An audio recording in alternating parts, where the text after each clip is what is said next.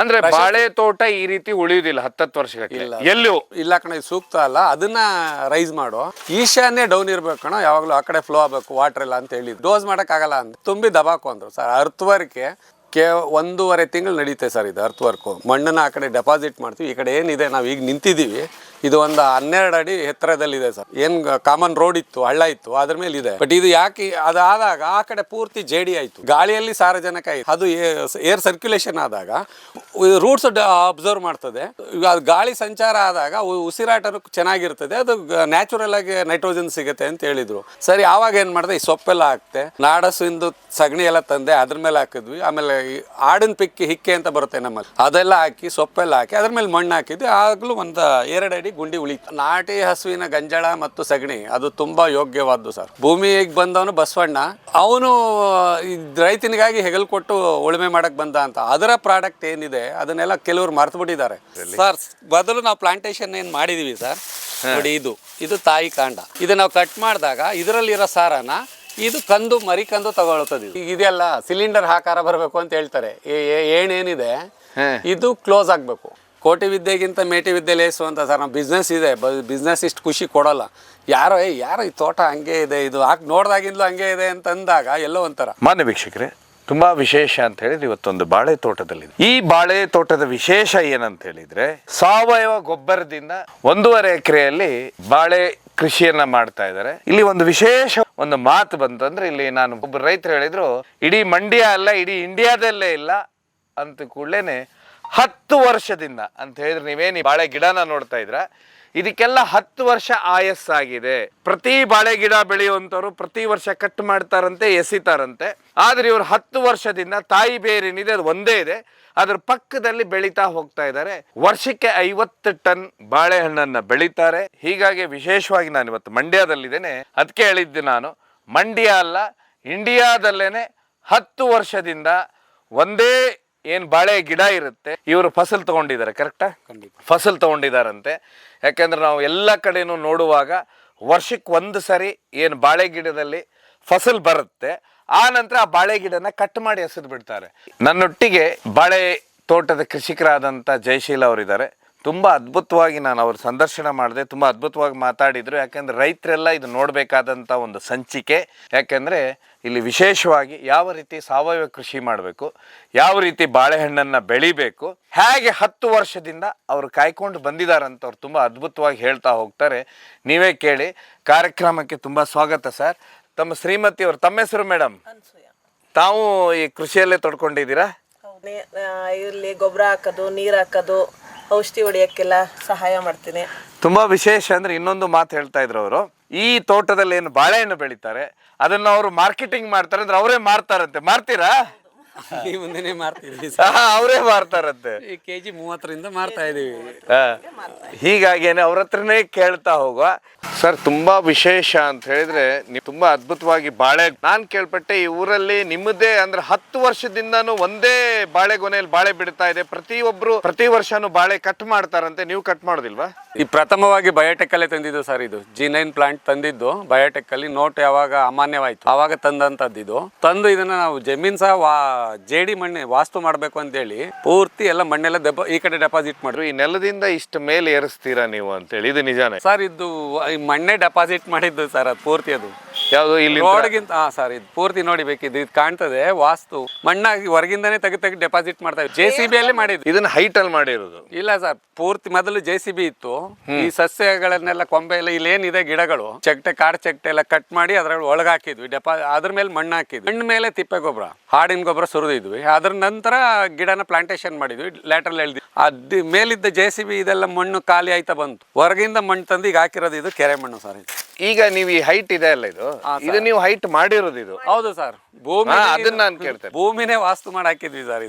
ಇದು ಕೆರೆ ಮಣ್ಣು. ಅಲ್ಲಿ ತಗ್ಗಲ್ಲಿದ್ದು ನಾವೀಗ. ಹೌದು ಸರ್. ಬಟ್ ಪಚ್ಚಬಾಳೆ ಅಂತಾನೆ ಇದಕ್ಕೆ ಹೆಸರು. ಪಚ್ಚಬಾಳೆಯಲ್ಲಿ G9 ಅಂದ್ರೆ ಗ್ರ್ಯಾಂಡ್ 9 ಅಂತ ಒಂದು ವಿಶೇಷ ತಳಿ ಇದು. ಅಂದ್ರೆ ಯಾರ್ಯಾರು ಬೆಳಿತಾರೆ ಅಂತ ಸಾಮಾನ್ಯವಾಗಿ ಎಲ್ಲ ಬೆಳಿತಾರೆ. ಇದು ಗೊನೆ ಉದ್ದಕ್ಕೂ ಬರ್ತದೆ. ಬನ್ನಿ ಆ ಕಡೆ ಇನ್ನೂ ಇದೆ. ಪ್ರತಿಯೊಬ್ರು ಒಂದೊಂದು ಸರಿ ಬೆಳಿತಾರೆ, 1 ವರ್ಷಕ್ಕೆ ಬೆಳೆದ ಕೂಡಲೇ ಕಟ್ ಮಾಡ್ತಾರಂತಾರೆ. ಈಗ ಇವೆಲ್ಲ ಎಷ್ಟು ವರ್ಷದ್ದು ಸರ್? ಇದು ತೆಂಗು ಪ್ಲಾಂಟೇಶನ್ ಮೊದಲು ಮಾಡಿ, ಫೋಟೋ ಇದೆ ಅಲ್ಲಿ ಕೊಡ್ತೀನಿ ನಿಮಗೆ. ಫಸ್ಟ್ ಪ್ಲಾಂಟೇಶನ್ ಮಾಡಿ ತೆಂಗನ್ನ ಆ ನಂತರ ಮಾಡಿದ್ದು ಸರ್. ಈಗ ತೆಂಗು ನೋಡಿ, ಈಗ ತೆಂಗು ಏನಿದೆ ಇದು ಫಸ್ಟ್ ತೆಂಗು ಗಿಡ ಪ್ಲಾಂಟೇಶನ್ ಮಾಡಿದ್ದು, ಅದು ಈಗ ಹೋಗಿ ತೆಂಗು ಹೋಗಿದೆ ಅಲ್ಲಿ. ಈ ತೆಂಗು ಪ್ಲಾಂಟೇಶನ್ ಮಾಡಿ ನೆಟ್ಟಂತದ್ದು. ಆಗ ಗಿಡ ತೆಗಿಲಿಲ್ಲ ಸರ್. ಇಲ್ಲಿ ನೋಡಿ, ಇದು ಒಂದು ಕಂದು ಮಾತ್ರ ಬಿಡ್ತಾ ಹೋಗ್ತೀವಿ ಪ್ರತಿ ವರ್ಷ. ಇದೆಲ್ಲ ನಿಮ್ಗೆ ಇದೆಯಲ್ವಾ, ಇದು ಹಳೆ ಗೆಡ್ಡೆಗಳಿವು. ಇದು ಮೊದಲು ತರ್ದಿದ್ದೀವಲ್ಲ ಅದೇ. ಇದನ್ನ ತರದ ತಕ್ಷಣ ನಾವು ಕಾಂಪೋಸ್ಟ್ಗೆ ಹಾಕ್ತೀವಿ ತೆಗೆದು. ಇದ್ರಲ್ಲಿ ಒಂದು ಗಿಡ ಮಾತ್ರ ಬಿಡ್ತೀವಿ. ಒಂದು ನಮ್ಗೆ ಯಾವುದು ಸೂಕ್ತ ಅನ್ಸುತ್ತೆ, ಕತ್ತಿ ಕಣ್ಣು ಅಂತ ಏನು ಬರುತ್ತೆ ಸರ್, ಈ ಥರ ಇರಬೇಕು ಗಿಡ, ಇದನ್ನು ಬಿಡ್ತೀವಿ. ಒಂದು ಗಿಡ ಮಾತ್ರ ಬಿಟ್ಟು ಬೇರೆದಕ್ಕೆ ಇದು ಕಟ್ ಮಾಡಿದ್ದೀವಿ ನೋಡಿ, ತೆಗೆದು ಹೊರಗೆ ಹಾಕ್ತೀವಿ. ಇದೇ ತೆಗೆದು ಕಾಂಪೋಸ್ಟ್ ಮಾಡ್ತೀವಿ, ಮಣ್ಣೆಲ್ಲ ಹಾಕಿ. ಅದನ್ನೇ ಮತ್ತೆ ತಂದು ನೋಡಿ, ಇದೆಲ್ಲ ಮೊದಲು ತೆಗೆದಂಥದ್ದು, ಮೊದಲು ಆಗಿದೆಯಲ್ಲ ಕಟ್ ಮಾಡಿ ತೆಗೆದದ್ದು. ಇದು ಎಲ್ಲ ಇದು ಪೂರ್ತಿ ನೋಡಿ, ಇಲ್ಲಿ ಕಟ್ ಮಾಡಿರ್ತೀವಿ ಸ್ಟೆಮ್ಮು. ಇದು ನಂತರದ್ದು, ಇದು ನಂತರ ಬರೋದು. ಇದೆಲ್ಲ ಗಿಡ ಒಂದೊಂದೇ ಆಗಿದೆ. 10ನೇದು ವರ್ಷ. ಅಲ್ಲ, ಈಗ 10 ವರ್ಷದಲ್ಲಿ ಅಂತ ಹೇಳಿದ್ರೆ ನೀವು ಮೊದಲು ಹಾಕುವತ್ತಿಗೆ ಎಷ್ಟು ಗಿಡ ಹಾಕಿದ್ರ? 1800 ಗಿಡ ತಂದಿದ್ದೆ. 1800 ಗಿಡ ಎಲ್ಲ ಪೂರ್ತಿ ಪ್ಲಾಂಟೇಶನ್ ಮಾಡಿದೆ. 1.5 ಎಕರೆ ಪೂರ್ತಿ ಪ್ಲಾಂಟೇಶನ್ ಮಾಡಿದ್ದೀನಿ. ಹೀಗೆ ಬಂದು ಇದರಲ್ಲಿ ಯಾವ್ದು ಸೂಕ್ತ ಅನ್ಸುತ್ತೆ ಅದ್ರಲ್ಲಿ ಒಂದು ಗಿಡ ಮಾತ್ರ ಬಿಡ್ತೀನಿ. ಫಸ್ಟ್ ವರ್ಷ 1800 ಬಂತ ಇದು? ಖಂಡಿತ ಸರ್, ರಿಸಲ್ಟ್ ತುಂಬಾ ಚೆನ್ನಾಗಿತ್ತು ಸರ್. ಈಗ ಸ್ಟೆಮ್ ಹೀಗಿರ್ಬೇಕು ಸರ್. ನಾವು ಯಾವುದೇ ಊರ ಕೊಡೋದಾಗ್ಲಿ ಸಪೋರ್ಟ್ಗೆ ಯಾವ್ದು ಇಲ್ಲ. 10 ವರ್ಷದಲ್ಲಿ ಯಾವುದೇ ಇದಕ್ಕೂ ಸ್ಟೆಮ್ ಈ ತರ ಇರಬೇಕು ಸರ್. ಏನು ಕೊಟ್ಟಿಲ್ಲ. ಯಾಕಂದ್ರೆ ಗಿಡ ಸ್ಟ್ರೆಂತ್ ಇದ್ರೆ ನೋಡಿ ಸರ್, ಇದು ಇದೆಯಲ್ಲ ಸ್ಟೆಮ್ ಸ್ಟ್ರೆಂತ್ ಇದ್ರೆ ಗೊನೆ ತಡ್ಕೊಳ್ಳೋ ಸಾಮರ್ಥ್ಯ ಇರ್ತದೆ. ಅದಕ್ಕೆ ಮೇಯ್ನ್ ಆಗಿ ಬಂದು ಈ ಸ್ಟೆಮ್ ಇರಬೇಕು ಸರ್. ಕಾಂಡ ಭದ್ರವಾಗಿದ್ರೆ ಬೇರು ಚೆನ್ನಾಗಿ ಆರೋಗ್ಯಪೂರ್ಣವಾಗಿ ಗಿಡ ಇದ್ರೆ ಬೇರು ಆರೋಗ್ಯವಾಗಿರ್ತದೆ, ಗಿಡವೂ ಆರೋಗ್ಯವಾಗಿರ್ತದೆ, ಸ್ಟೆಮ್ಮು ಹಾಗೆ ಇರ್ತದೆ, ಗೊನೆನೂ ಅದೇ ರಿಸಲ್ಟ್ ಬರುತ್ತೆ. ಯಾವ ರೀತಿ ತೋಟ ನಿರ್ಮಾಣ ಮಾಡಿ ಸರ್? ನಾವು ಪ್ರಥಮದಲ್ಲಿ ಇದು ಜಮೀನೇ ವಾಸ್ತು ಇರಲಿಲ್ಲ ಸರ್. ಅದನ್ನ ನಾವೇನು ಮಾಡಿದ್ವಿ, ನಮ್ಮ ಗುರುಗಳಾದ ನೇವಂಬ ಅಂತಿದ್ರು, ಅವರು ಇದನ್ನ ಇಲ್ಲಿ ಹಳ್ಳ ಇತ್ತು, ನೈಋತ್ಯದಲ್ಲಿ ಹಳ್ಳ ಇತ್ತು. ಅದನ್ನ ಇಲ್ಲ ಕಣ, ಇದು ಸೂಕ್ತ ಅಲ್ಲ, ಅದನ್ನ ರೈಸ್ ಮಾಡೋ, ಈಶಾನ್ಯ ಡೌನ್ ಇರ್ಬೇಕು ಕಣ, ಯಾವಾಗಲೂ ಆ ಕಡೆ ಫ್ಲೋ ಆಗಬೇಕು ವಾಟರ್ ಎಲ್ಲ ಅಂತ ಹೇಳಿದ್ರು. ಹೇಗೆ ಮಾಡೋದು ಮೇಡಮ್ ಅಂತ ಹೇಳಿದ್ರು. ಅವ್ರು ಒಂದು ಮಾತಂದ್ರೆ ತುಂಬಿ ದಬಾಕೋ ಅಂದರು ಸರ್. ಅರ್ಥವರ್ಕೆ 1.5 ತಿಂಗಳು ನಡೀತೆ ಸರ್ ಇದು ಅರ್ಥವರ್ಕು. ಮಣ್ಣನ್ನು ಆ ಕಡೆ ಡೆಪಾಸಿಟ್ ಮಾಡ್ತೀವಿ. ಈ ಕಡೆ ಏನಿದೆ ನಾವು ಈಗ ನಿಂತಿದ್ದೀವಿ, ಇದು ಒಂದು 12 ಅಡಿ ಎತ್ತರದಲ್ಲಿದೆ ಸರ್. ಏನು ಕಾಮನ್ ರೋಡ್ ಇತ್ತು, ಹಳ್ಳ ಇತ್ತು, ಅದ್ರ ಮೇಲೆ ಇದೆ. ಬಟ್ ಇದು ಯಾಕೆ ಅದಾದಾಗ ಆ ಕಡೆ ಪೂರ್ತಿ ಜೇಡಿ ಆಯ್ತು. ನನಗೆ ಏನಿದ್ದು ಅಂದ್ರೆ ಇದರಲ್ಲಿ ಒಬ್ಬರು ನೆನ್ಸ್ಕೊಳ್ಬೇಕು, ಸುಬ್ರಾಜು ಅಂತ ವೆಸ್ಟ್ ಗೋದಾವರಿ ಅವರು ಇಲ್ಲಿ ಬಾಳೆ ಬೆಳೆಯೋಕೆ ಬಂದಿದ್ರು. ಅವರು ತೆಲುಗು ಪೂರ್ತಿ ಕಂಪ್ಲೀಟ್ ವೆಸ್ಟ್ ಗೋದಾವರಿ ಅವರು. ಅವರು ಬಾಳೆ ಹಾಕಿದ್ರು. ಅಲ್ಲಿ ಹೋದಾಗ JCB ಗುಂಡಿ ಒಳಗಡೆ ಬಾಳೆ ಹಾಕಿದ್ರು. ಅವ್ರು ಕೇಳ್ತೆ ಏನು ಅವ್ರ ತೆಲುಗಲ್ಲಿ ಅಣ್ಣ ಇದಂತ ಏರೋಬಿಕ್ ಕಂಡೀಷನ್ ರಾವಲ್ಲನ್ನ ಏರ್ ಸರ್ಕ್ಯುಲೇಷನ್ ಅಂತೆ ನೈಟ್ರೋಜನ್ ದೊರಕುತ್ತದೆ ಅಂತ ಹೇಳಿದ್ರು. ಅಂದಾಗ ಗಾಳಿಯಲ್ಲಿ ಸಾರಜನಕ ಇದೆ, ಅದು ಏರ್ ಸರ್ಕ್ಯುಲೇಷನ್ ಆದಾಗ ರೂಟ್ಸ್ ಅಬ್ಸರ್ವ್ ಮಾಡ್ತದೆ.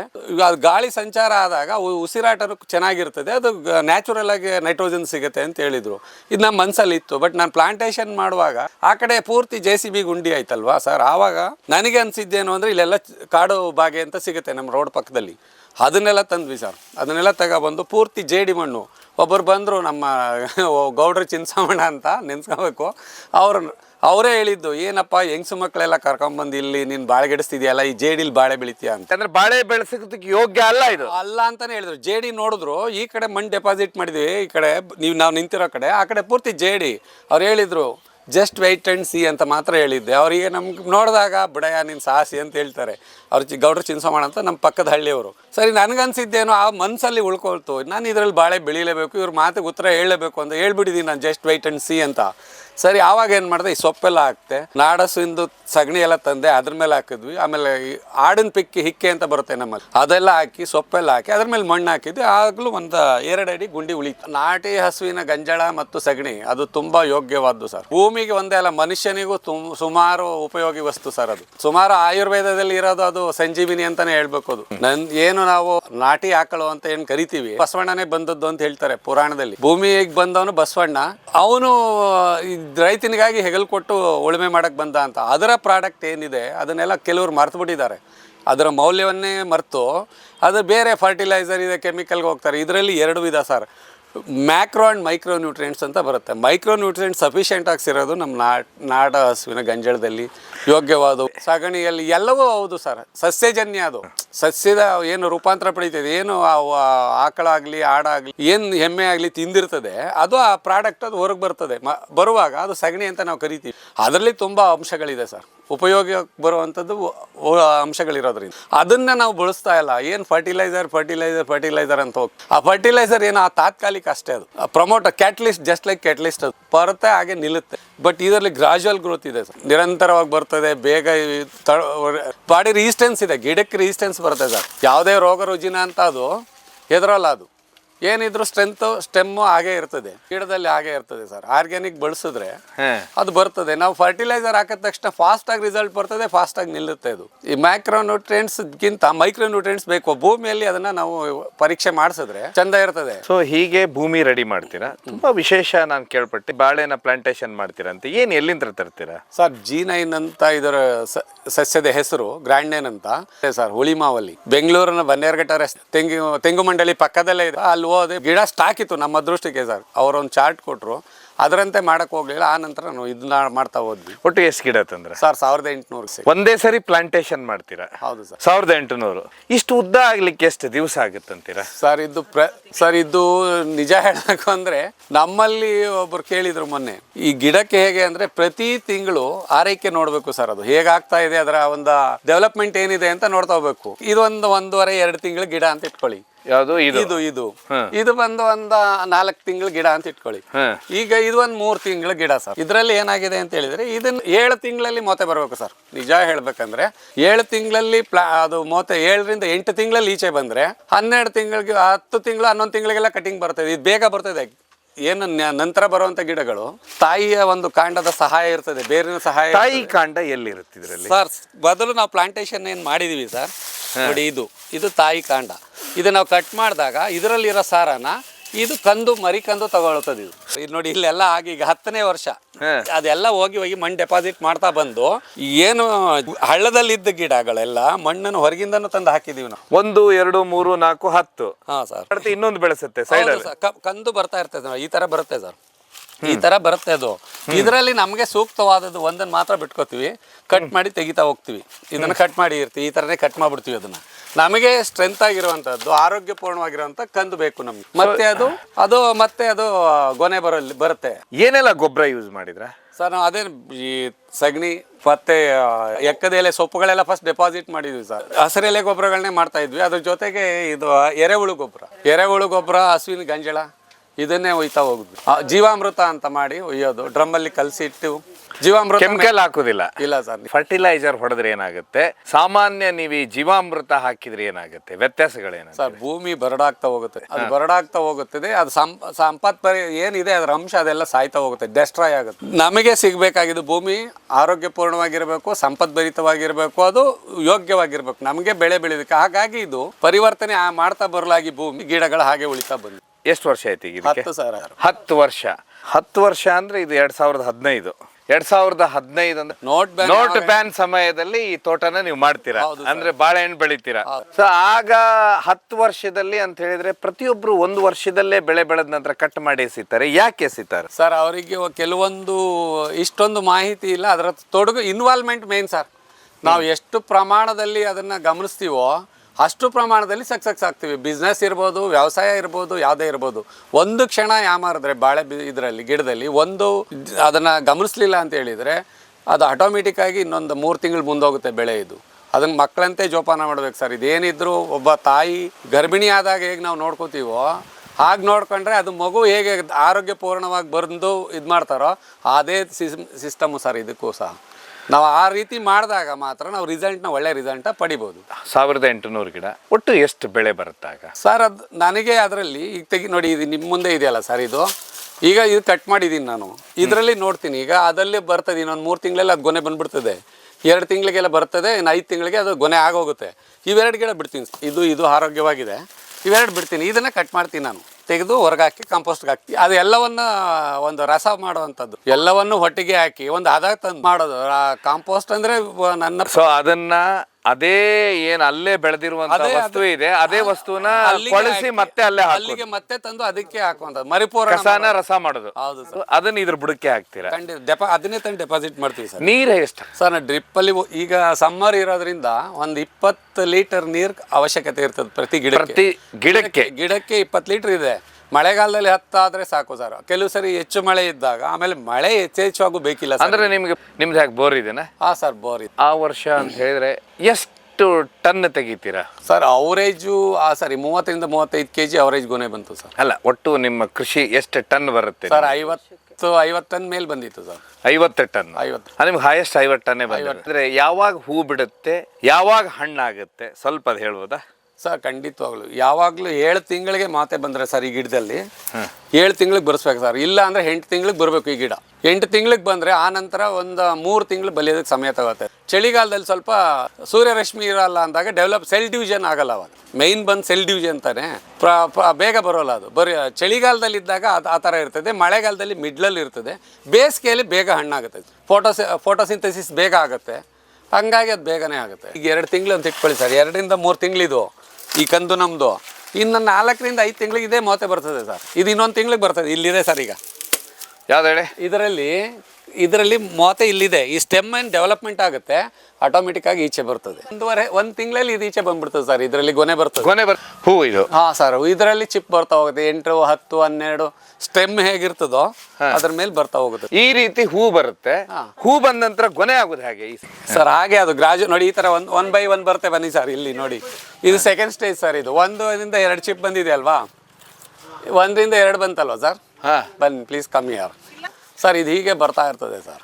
10ರಿಂದ 12 ಬರ್ತದೆ. ಅವರೇಜ್ ಒಂದು 10 ಬಂದ್ರು ಬೇಕಾದಷ್ಟು ಸರ್. 25ರಿಂದ 30. ಈಗ ಇದರಲ್ಲಿ ಎಷ್ಟು ಹಣ್ಣು ಬರುತ್ತಂತೀರಾ ನಿಮ್ಮ ಸರ್? ಒಂದು 200 ಅಂತೂ ಕಾಮನ್ ಆಗಿ ಬರುತ್ತೆ ಸರ್. ಬಾಳೆಹಣ್ಣು ಬರ್ತದೆ. ಪ್ರತಿ ಒಂದರಲ್ಲಿ 40 ಚಿಲ್ಡ್ರನ್ ಇರ್ತದೆ ಸರ್. ಅಲ್ಲಿದೆ, ತೋರಿಸ್ತೀನಿ ನಮ್ದು. ಅಲ್ಲ, ಈಗ ಇದರಲ್ಲಿ ಎಷ್ಟು ಬರುತ್ತಂತೀರಾ ಸರ್? ಫಸ್ಟ್ ಸ್ಟೆಪ್ ಸರ್, ಹೇರಿ 1, 2, 3, 20 ಮೇಲೆ 28 ಇದೆ ಸರ್. ಅದು 28 ಇದೆ ಫಸ್ಟ್ ಚಿಪ್ಪು. ಬರುತ್ತೆ ಸರ್. ಕಾಮನ್ ಆಗಿ 20 ಇಟ್ಕೊಳ್ಳಿ ಸರ್, 15 ಹಾಕೊಳ್ಳಿ ಕಾಮನ್ ಆಗಿ. 200 ಕಾಮನ್ ಆಗಿ ಬರ್ತದೆ ಸರ್. ಒಂದು ಕೊನೆಯಲ್ಲಿ 200 ಹಣ್ಣು ಬರ್ತದೆ. ಹಿಂದೆ ಕಾಣ್ತಾ ಇದೆ, ಈ ರೀತಿ ತೋಟ ಬರುತ್ತೆ. ಇದು ಪೂರ್ತಿ ಬಾಳೆಹಣ್ಣು ಆ ರೀತಿ ಹೂ ಆಗುತ್ತೆ, ಚಿಪ್ ಆಗುತ್ತೆ. ಈಗ ಇದು ಮುಂದೆ ದೊಡ್ಡದಾಗ್ಲಿಕ್ಕೆ ಎಷ್ಟು ದಿವಸ ಆಗುತ್ತೆ ಸರ್? ಒಂದು 3 ಮಂತ್ಸ್ ಫೈನಲ್ ಸ್ಟೇಜಿಗೆ ಬರಬೇಕು ಅಂದ್ರೆ, ಇದು ಈಗ ಹಣ್ಣಾಗಬೇಕು ಅಂದ್ರೆ ಒಂದು 3 ಮಂತ್ಸ್ ತಗೊಳುತ್ತೆ ಸರ್. ಯಾವುದು ಇದು ಬರುತ್ತೆ 3 ತಿಂಗಳು? ಹೌದು ಸರ್. ಇದು ಒಂದು 2 ತಿಂಗಳದ್ದು ಸರ್. ಇದು 1.5ರಿಂದ 2 ತಿಂಗಳು, 1.5ರಿಂದ 2 ತಿಂಗಳದು ಸರ್. ಬನ್ನಿ ಹಾಗೆ. ಇದು ಪೂರ್ತಿ ಕಟಿಂಗ್ ಬರಬೇಕು ಅಂದರೆ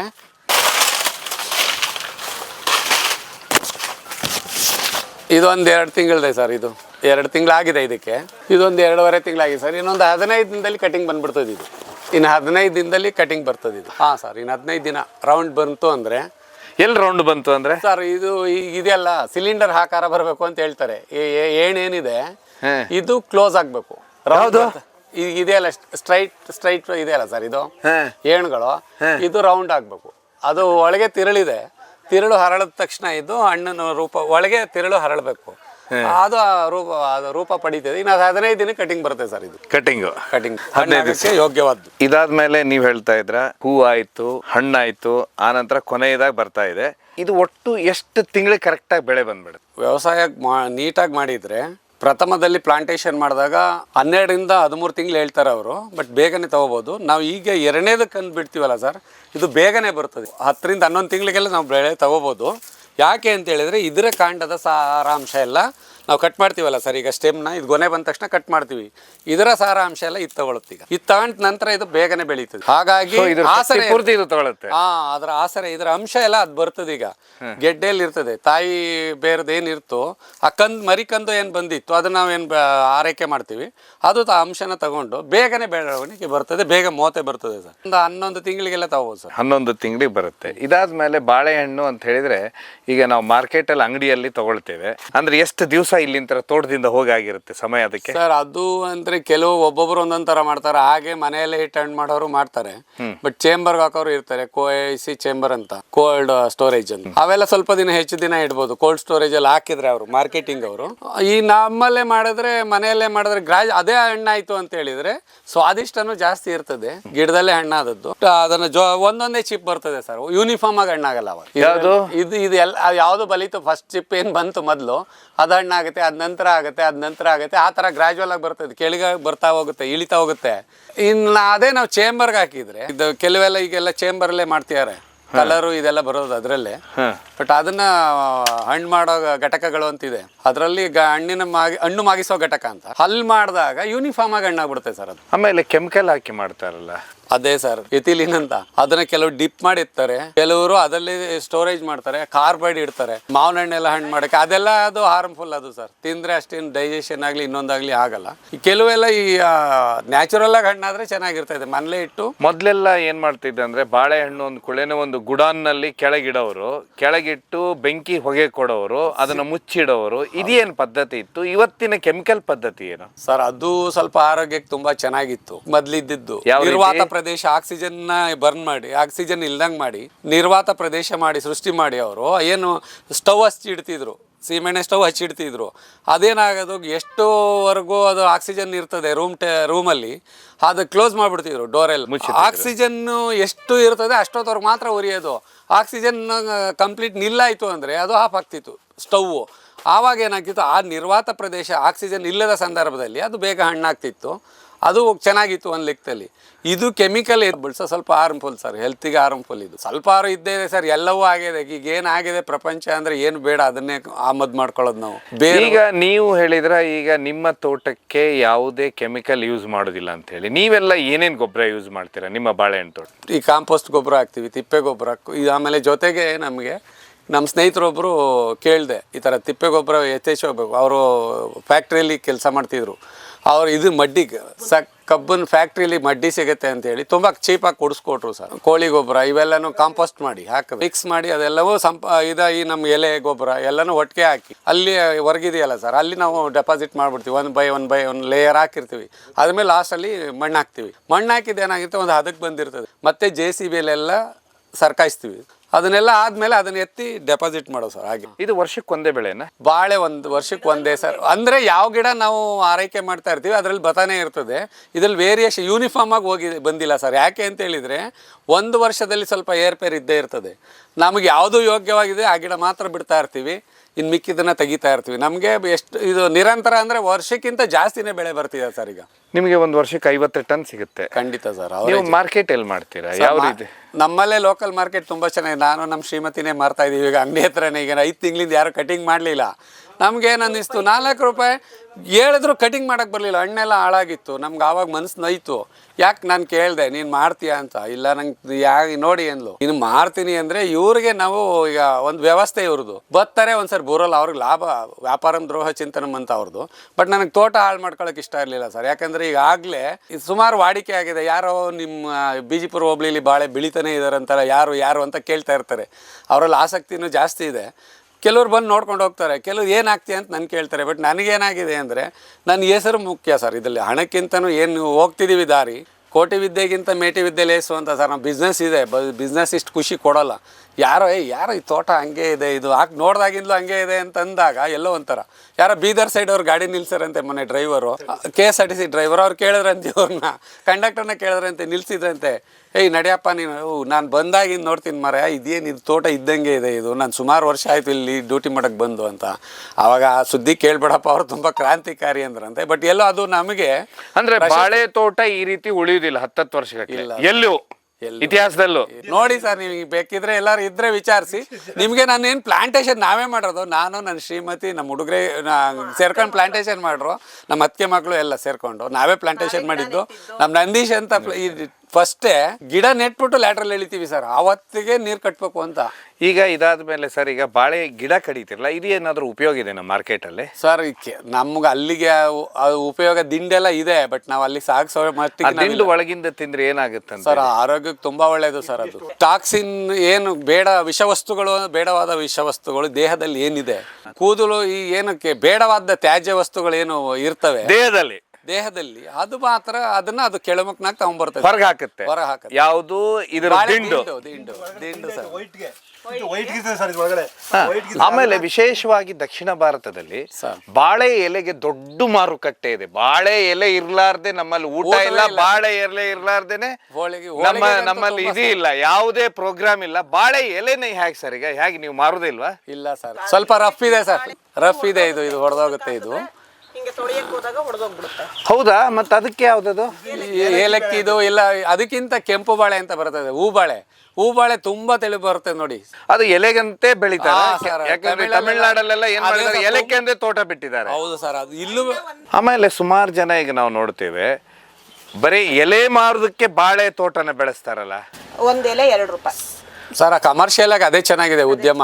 ಯಾಕಂದ್ರೆ ನಾವು ಮಾರ್ಕೆಟಿಂಗ್ ಇದಿಲ್ಲ ಅಂದ್ರೂ ಅದು ನಿಲ್ಲಿಸ್ಬೋದು, ಹಣ್ಣನ್ನ ನಾವು ಇಟ್ಕೊಳಕ್ ಬರಲ್ಲ ಸರ್. ಹಾ, ಆದ್ರೆ ಒಂದು ಬೆಳೆ ತಗೊಳ್ಳೋದು. ಹಾಂ ಸರ್, ಅವು ಕೆಲವೆಲ್ಲ ಏನು ಮಾಡ್ತೀವಿ ಅಂತ ಹೇಳಿದ್ರೆ, ಈಗೆಲ್ಲ ಬಂದವ್ರಿಗೆ ಹೊರಗಿನ ಬಂದವರೆಲ್ಲ ಒಂದು ಬೆಳೆ ತಗೊಳ್ತಾರೆ.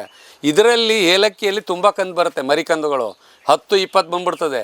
ಅದನ್ನೇನು ಮಾಡ್ತಾರೆ, ಆವಾಗ ವ್ಯವಸಾಯ ಮಾಡಲ್ಲ ಅವರು, ಬರೀ ನೀರು ಯೂರಿಯಾ ಈ ಥರ ಕೊಟ್ಬಿಡ್ತಾರೆ ಅವರು. ಇದು ಈಗ ಯಾರು ಗುತ್ತಿಗೆಗೆ ಅಂತ ತೋಟ ಮಾಡಿದ್ದಾರೆ ಅವರೆಲ್ಲ, ಅವಾಗ ಏನಂದರೆ ಗಿಡ ಸ್ಟ್ರೆಂತ್ ಬೇಕಿಲ್ಲ ಅವ್ರಿಗೆ, ಎಲೆ ಮಾತ್ರ ಬೇಕು. ಎಲೆಗೆ ಅವರು ಒಂದು ತೋಟನ ಅವರೇಜ್ಗೆ ಕೊಟ್ಬಿಟ್ಟಿರ್ತಾರೆ, ₹1 1.5 ಪ್ರತಿ ಎಲೆ ಕೊಟ್ಟಿರ್ತಾರೆ ಅವರು. ಅಂಥದ್ರಲ್ಲಿ ಗಿಡ ಒಂದು ವಾರಕ್ಕೆ ಒಂದು ಗಿಡದಲ್ಲಿ ಒಂದು 20ರಿಂದ 50 ಎಲೆ ಬಂದೇ ಬರ್ತದೆ. ಅವಾಗ ಏನಾಯ್ತದೆ, ₹100 ಬಂತು, ವಾರಕ್ಕೆ ₹100 ಬಂತು, ತಿಂಗಳಲ್ಲಿ ಎಷ್ಟು ಆದಾಯ ಆಯ್ತು. ಈ ಉದ್ದೇಶ ಇಟ್ಕೊಂಡ್ಬಿಟ್ಟಿರ್ತಾರೆ. ಅದು ಕಮರ್ಷಿಯಲ್ ಆಗಿದೆ, ಉದ್ಯಮನೇ ಆಗಿದೆ, ಬಾಳೆ ಎಲೆ ಉದ್ಯಮನೇ ಆಗಿದೆ. ಹೀಗಾಗಿ ಬಾಳೆ ಎಲೆ ತೋಟಗಳೇ ಇದಾವೆ.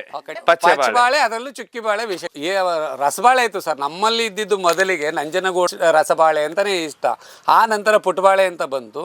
ಪಚ್ಚಬಾಳೆ ಎಲ್ಲ ಸ್ವಲ್ಪ ತಮಿಳ್ನಾಡಿಂದ ಬರ್ತಿತ್ತು ಸರ್. ನಮಗೆ ಒಬ್ಬರು ಹಿರಿಯರು ಇದ್ರು, ಚಿನ್ಸ್ವಾಮಿ ಅಂತ ಅವರು ಸಪ್ಲೈ ಮಾಡ್ತಿರು ಇಲ್ಲಿ ಎಲ್ಲ. ಬಟ್ ನಮಗೆ ಏನು ಅಂತ ಹೇಳಿದ್ರೆ, ಇದು ನಾವು ಪಚ್ಚಬಾಳೆನೇ ಹಾಕ್ಬೇಕು ಅಂತ ಹಾಕಿದ್ದು. ಕಲ್ಲು ಭೂಮಿ ಬೇಕು ಸರ್ ಇದಕ್ಕೆ, ಎಲ್ಲದಕ್ಕಿಂತ ಕಲ್ಲಿದ್ರೆ ತುಂಬಾ ಚಂದ. ನೋಡಿ, ಇದರಲ್ಲಿ ಚುಕ್ಕಿ ಬಂದಿದೆ ಸರ್ ಪಚ್ಚಬಾಳೆಯಲ್ಲಿ. ಇದು ಚುಕ್ಕಿ, ಇದು ಕಾಮನ್ ಆಗಿ ಹಣ್ಣಿದೆ, ಇದು ಚುಕ್ಕಿ ಬಂದಿದೆ. ತುಂಬ ಇಷ್ಟ, ಇದು ಸ್ವಾದಿಷ್ಟವಾಗಿ ಇರ್ತದೆ. ಚುಕ್ಕಿನೂ ಬಂದಿರ್ತದೆ. ಬಟ್ ಇದು ಇದು ತುಂಬ ಚಿಕ್ಕದ ಗಿಡದಲ್ಲಿ ಬಂದಿರುವಂಥದ್ದು. ಬಟ್ ಇನ್ನೂ ದೊಡ್ಡದಿದೆ ಸರ್, ಗೊನೆ 40 kg ಮೇಲೂ ಬರ್ತದೆ. ನೀವು ಮಲೆ ಮಹದೇಶ್ವರ ಬೆಟ್ಟದಲ್ಲೂ ನಿಮ್ಮ ಬಾಳೆಹಣ್ಣು ಹೋಗುತ್ತಾ ಸರ್? ಯಾತ್ರಿಕರಿಗೆ ಬಂದಾಗ ಈಗಲೂ ಕೊಟ್ಟಿದ್ದೀವಿ ಸರ್. ಎಲ್ಲಿಗೆ? ಮಹದೇಶ್ವರ ಬೆಟ್ಟಕ್ಕೆ. ಹೌದು ಸರ್. ಪ್ರತಿ ವರ್ಷನೂ ಸರ್ ಅವರು ಪ್ರತಿ ವರ್ಷನೂ ತಾಳ್ಬೆಟ್ಟ ಹತ್ರ ಒಂದು ಸ್ಟಾಲ್ ಇಟ್ಕೊಂಡಿರ್ತಾರೆ. ಸ್ಟಾಲ್ ಇಟ್ಕೊಂಡಾಗ ಅಲ್ಲಿ ಸುಮಾರು ಒಂದು ಹಾಲು ಒಕ್ಕೂಟದವ್ರು ಅವ್ರ ಜೊತೆ ನಾವು ಇದು ಮಾಡ್ತೀವಿ ಸರ್, ಕೈ ಜೋಡಿಸ್ತೀವಿ. ಬಾಳೆಹಣ್ಣಾರು ಕೊಡ್ತಿರ್ತಾರೆ ಭಕ್ತಾದಿಗಳು. ಜನಗಳಿಗೆ ಕೊಡ್ತೀವಿ. ಅಂದ್ರೆ 500 kg ಬಾಳೆಹಣ್ಣು ಹಂಚ್ತೀರಾ ಫ್ರೀಯಾಗಿ? ಸರ್ ದಾರಿಯಲ್ಲೇ ಹೋಗುವಾಗ ಸರ್ ಅವೆಲ್ಲ ಲೆಕ್ಕಿಲ್ಲ ಸರ್. ಮಠದ್ದು ಇಲ್ಲ ಇದಕ್ಕಿಂತನೂ ಸರ್, ಮಠಗಳು ಇದರಲ್ಲಿ ಏನು ಸಾರ್ವಜನಿಕ ಕಾರ್ಯಕ್ರಮಗಳಿಗೆ ನಾವು ಅದು ಹೇಳ್ಕೊಳ್ಳೋವಂಥದ್ದಲ್ಲ ಸರ್. ಎಷ್ಟು ಒಟ್ಟು 50 ಟನ್ ಬೆಳಿತೀರಾ? ಒಂದ್ ವೇಳೆ 50 ಟನ್ ಕರೆಕ್ಟಾಗಿ ನೀವು ಮಾರ್ಕೆಟ್ ಮಾಡಿದ್ರೆ ಎಷ್ಟು ದುಡ್ಡು ಆಗುತ್ತೆ? ಫಸ್ಟ್ ಇಯರ್ ಸರ್ ಯಾರಿಗೋ ಒಟ್ಟಿಗೆ ತಗೊಂಬಿಡಿ ₹5 ಲಕ್ಷ ಕೊಡಿ ಅಂತ ಹೇಳಿದೆ ಸರ್. ಅವರು ಹಿಂದೇಟು ಹಾಕಿದ್ರು. ಆ ವರ್ಷ ನಾವೇ ಹಿಂಗೆ ಮಾರ್ಕೆಟಿಂಗ್ ಮಾಡಿದ್ವಿ, ₹6.5 ಲಕ್ಷ ದುಡ್ಡು ಆಯ್ತು ಸರ್. ನನಗೆ ವರ್ಷದಲ್ಲಿ ₹5 ಲಕ್ಷ ಮೋಸ ಇಲ್ಲ ಸರ್. ಖರ್ಚು ಎಷ್ಟಾಗುತ್ತೆ ಸರ್? 1 ರಿಂದ 1.5 ಲಕ್ಷ ಬೇಕಾದಷ್ಟು ಸರ್. 1 ರಿಂದ 1.5 1.5 ಹೆಚ್ಚು ಮಾಡಿದ್ರೆ ಕೆಲಸ ಎಲ್ಲ ನಾವೇ ಮಾಡ್ಕೊಳ್ತಾ ಇರ್ತೀವಿ ಸರ್. ನಾವೇ